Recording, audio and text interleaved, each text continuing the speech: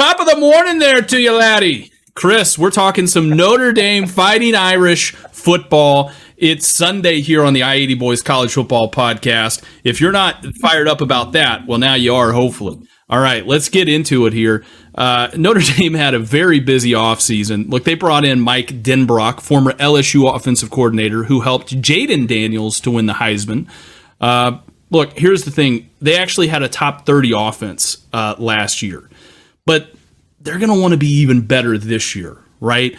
Let's start by looking at the transfer quarterback they brought in from Duke, Riley Leonard. All right, he's coming off a season-ending ankle injury, but over the last few years, he's been electric for Duke, right? Riley Leonard isn't as developed as Sam Hartman was, Notre Dame's quarterback from last year, at throwing the ball, but he is a better athlete. He can make more plays, with his legs and extend things out a little bit more.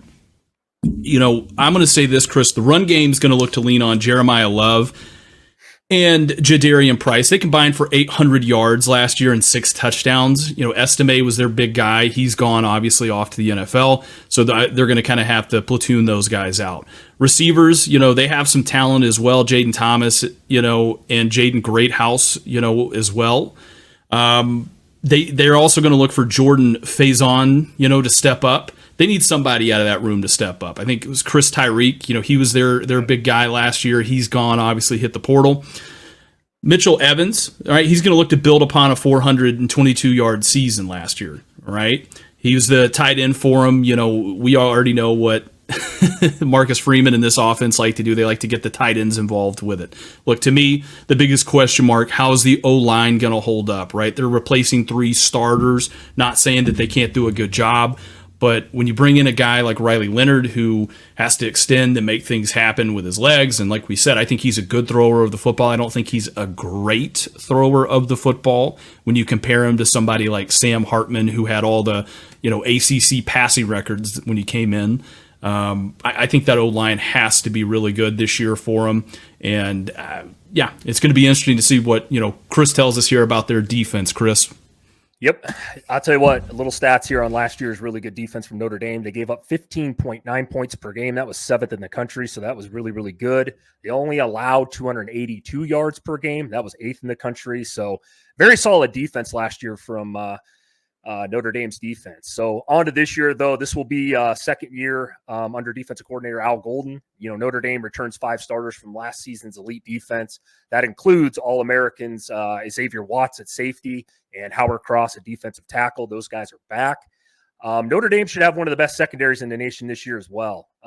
If they can replace the cornerback spot, who's the other guy I'm talking about? Oh, Benjamin Morrison. That's the guy. If they can replace the guy opposite of him, I expect they will. Like I said, they've been really good defensively under Marcus Freeman as a whole, so I expect that to happen. The interior should be a strong spot for Notre Dame, but the edge will remain a question for this coming year. I think the linebacker core will be relatively new, but Notre Dame and Marcus Freeman, like I said, have always had great linebackers. They've just been great across the board defensively, so I don't think he gets enough credit for that, but they've been pretty solid. I don't expect a lot to change there, Christian, with Notre Dame this year. So let's bring up the schedule here. I'll get into it real quick. Here's the thing. I want to talk about this a little bit in Notre Dame and just their schedule in general. Anybody follows the show, I harp on Notre Dame a ton for not playing in a conference. I've said that for a long time now. Vegas has them pegged at 10.5 wins, and I have them to start this off going 11-1 this season. The big game against A&M, right? The lines came out on this, which surprises the hell out of me and most people.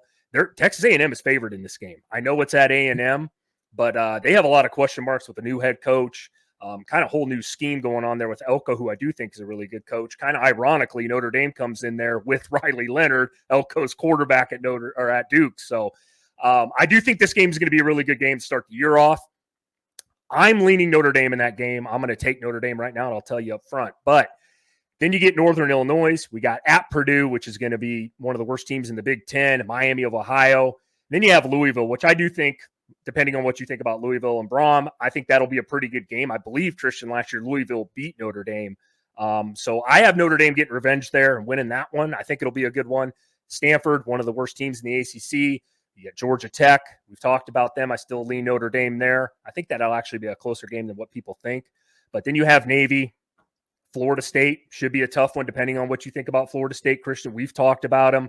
I'm taking Notre Dame in that game as well. I think Notre Dame just got more talent and more cohesion as a team than Florida State does. They've been living in the transfer portal the last couple of years.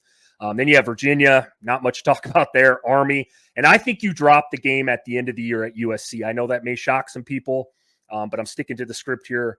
So I got them going 11-1. Christian, I want to hear your record prediction on the Notre Dame Fighting Irish.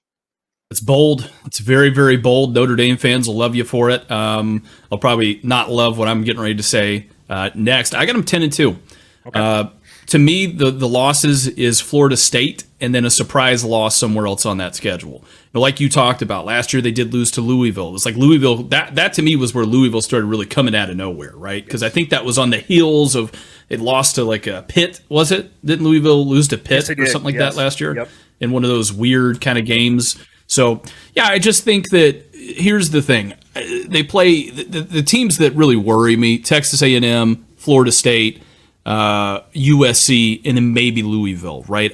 Again, Louisville looked pretty good last year. Can they keep that up? Can they sustain that? That's the big thing that I want to know.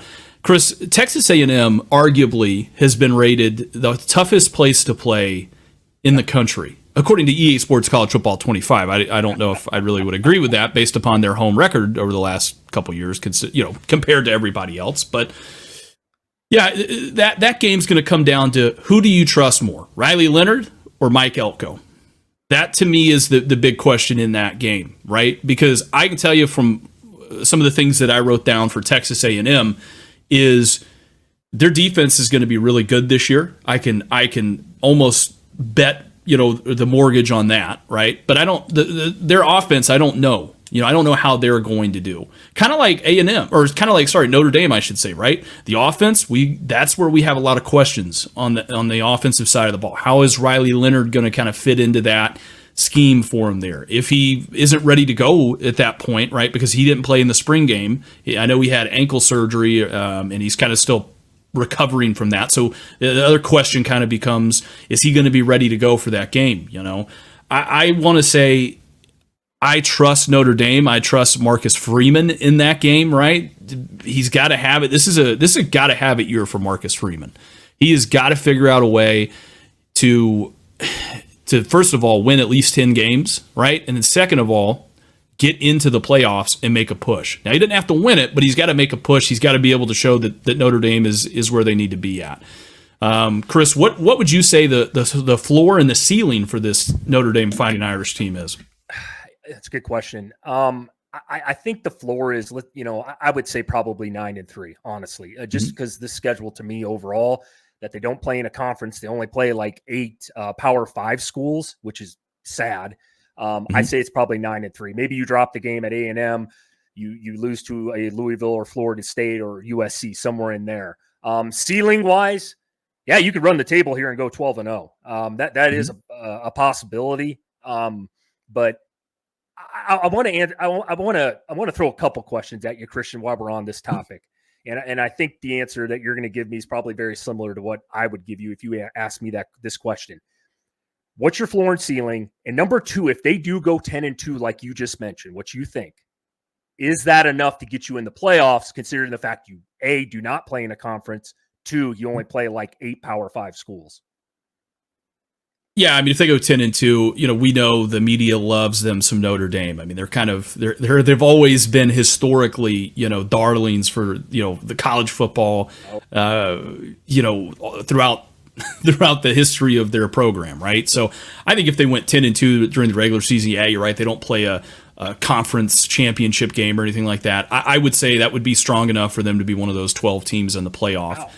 There, I would have to think so, right? I mean, in the world of college football that we're in, 2 losses isn't that bad now because of the elimination of the divisions, the shrinking of the conferences, just making it a lot tougher. I would say 10-2 would be good enough to get you into the playoffs if you're Notre Dame. Now, to answer the follow-up question that you had about what's their floor, what's their ceiling, I mean, you're 100% right. Their ceiling is they could win all these games, right?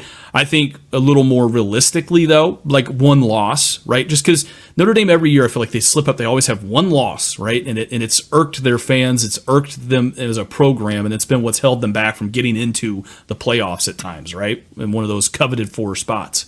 Well, they don't have to worry about that, going forward because it's expanded. So I would say, the floor for Notre Dame would probably be around 9 or so wins, like you said, Chris, just because, you glance at the schedule and it doesn't look very difficult, but then you start kind of getting into it. You got to travel to play on the road at Texas A&M. That could be, I'm not going to say a trap game because we know A&M can be very difficult.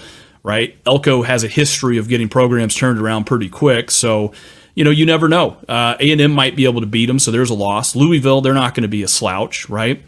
Looking ahead there, Florida State and USC. I mean, they could even, if it goes terrible, they could be 8-4, during the regular season. So you never know. I don't think that happens. I think they at least win, in those 50-50 games. I think they go 50. In those 4 games. So I don't know. Time will tell, and let us know in the comment sections why we're right or why we're wrong.